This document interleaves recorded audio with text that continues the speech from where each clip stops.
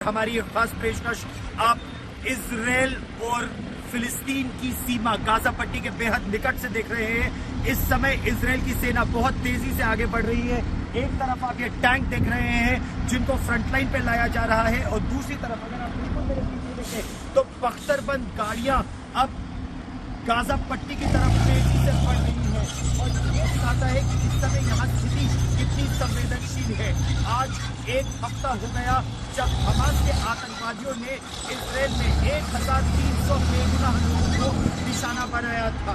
Israel के प्रधानमंत्री Benjamin Netanyahu ने कहा था कि इजराइल का अब एक बड़ा लक्ष्य है और वो लक्ष्य है हमास का पूरी तरह से खात्मा। इस विशेष बुलेटिन में हम आपको दिखाएंगे उसके लिए इजराइल की क्या क्या तैयारियां हैं, किस तरह से ये टैंक, ये बख्तरबंद गाड़ियां और इजराइल की सेना, नौसेना और वायुसेना पूरी तरह से तत्पर है हमास के आतंकवाद को जड़ से उखाड़ फेंकने के लिए। और उसके लिए तैयारी पूरी है। इजराइल की सेना अब न केवल आकाश से वार कर रही है, न केवल समुद्र के रास्ते हमास पर वार कर रही है, बल्कि ग्राउंड फोर्सेस अब पूरी तरह से तैयार है गाजा पट्टी में घुसकर आतंक को घर में घुसकर मारने के लिए। पूरा परिवार यहाँ सो रहा था और अचानक सुबह 6 बजे रॉकेट गिरता है।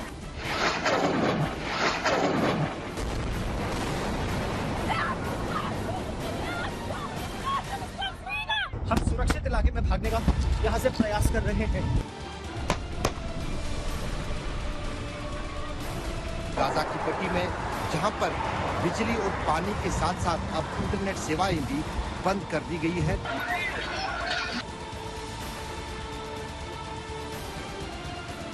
इस समय यहाँ कुछ भी हो सकता है और कभी भी यहाँ पर बम गिर सकता है। 7 अक्टूबर 2023 को इजराइल और हमास के बीच छिड़ी जंग अब खतरनाक मोड़ लेती जा रही है। हमास का नामो निशान मिटाने के लिए इजराइल हर हथियार, हर रणनीति आजमा रहा है।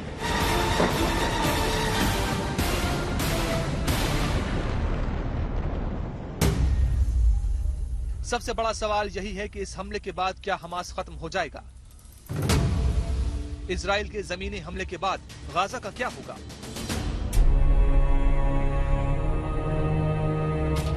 गाजा में हर ध्वस्त इमारत, अपार्टमेंट से निकलता ये धुआं, बमबारी के बाद जलते ये घर हमास के तबाह होने की कहानी बयान करते हैं। 7वें दिन जारी हमास इजराइल युद्ध के बीच इजराइल ने गाजा पर ग्राउंड एक्शन शुरू कर दिया है। गाजा पट्टी के पास इजरायली सेना की हरकत तेज हो गई है।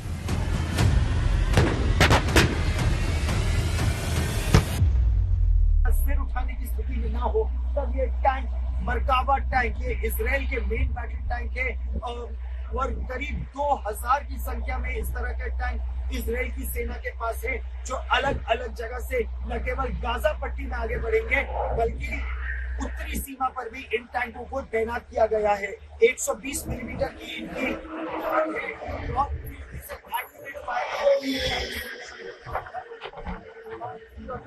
टैंक और बख्तरबंद गाड़ियां इस समय यहाँ दक्षिणी इजराइल में तैनात कर दी गई है।